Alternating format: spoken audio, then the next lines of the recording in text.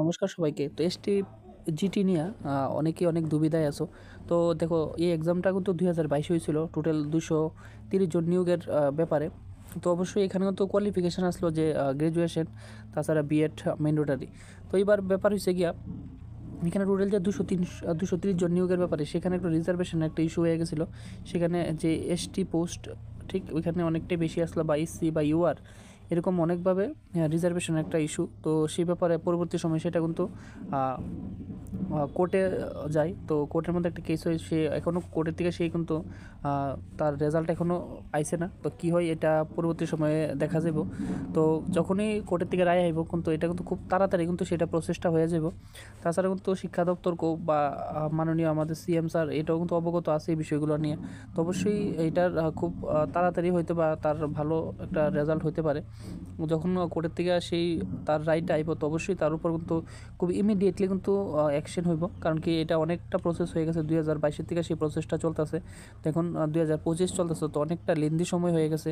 তো অবশ্যই যারা বেকার ভাই বোনেরা, তো অবশ্যই কিন্তু এতটা সময় ওয়েট করাটা খুবই চ্যালেঞ্জিং একটা ব্যাপার। তাছাড়া বয়সের একটা ব্যাপার আছে, কারণ অনেকেই এর মধ্যে কিন্তু বয়স উত্তীর্ণ হয়ে যায়।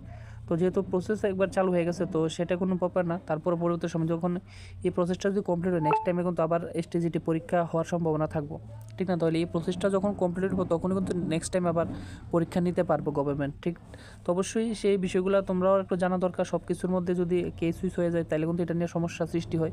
তো আলটিমেটলি ক্ষতি হয় কিন্তু স্টুডেন্টেরই, ঠিক না? তাহলে আমার মনে হয় যে সবসময় সব কিছুর মধ্যে নিজের মধ্যে কথাবার্তা করার সমাধান করাটাই ভালো। তো ব্যাপার হচ্ছে গিয়ে এসটিজিটি পিজিটি, ব্যাপারটা হচ্ছে গিয়ে পিজিটি যেহেতু এখন অলরেডি ক্যাবিনেটে একটা এপ্রুভাল আইসে 118 জন কম্পিউটার সায়েন্সের টিচার নিব। তার পরবর্তী সময় কিন্তু প্রি প্রাইমারি হইব। তাছাড়া এখনও কিন্তু চলতেছে, যেটা এপ্রিলে যে তোমাদের টেট এক্সাম হইব। তো সবাই প্রিপারেশন নো এসটিজিটি ব্যাপারটা যখন রেজাল্ট আইব তো তখন অবশ্যই দেখা যাব কোর্টের রায় কী আইয়ে।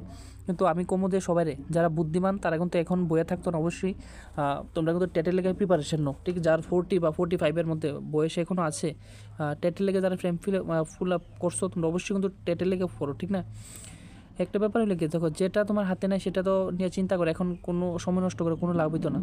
এখন হাতে আছে তোমার টেট পরীক্ষা, তোমরা টেটটা কোয়ালিফাই করো, এসটিজিটি রেজাল্ট যাই হোক, তারপর তুমি টেটটা যদি কোয়ালিফাই করলে তারপর কিন্তু এখানে একটা চাকরির একটা নিশ্চয়তা আছে।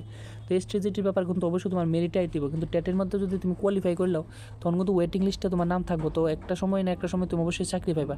কিন্তু এসটিজিটির ব্যাপারটা কিন্তু সম্পূর্ণ আলাদা, তোমার কিন্তু মেরিটে দিব। 230 জন যদি নিয়োগ হয় সেখানে কিন্তু তোমার মেরিটের মধ্যে 230 জনের মধ্যে তোমার নাম থাকতে পারে, তাইলে কিন্তু সেটার মধ্যে তোমার ফাইনাল মেরিটে নাম আইব।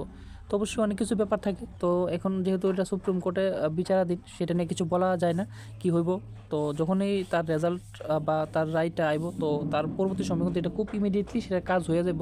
কারণ এটা অনেকটা প্রসেস বা অনেকটা সময় হয়ে গেছে, 2022 সেই এক্সাম কন্ডাক্ট, তাছাড়া এখন 2025। তো আশা করি এটা নিয়ে খুব ভালোই একটা বার্তা আইব।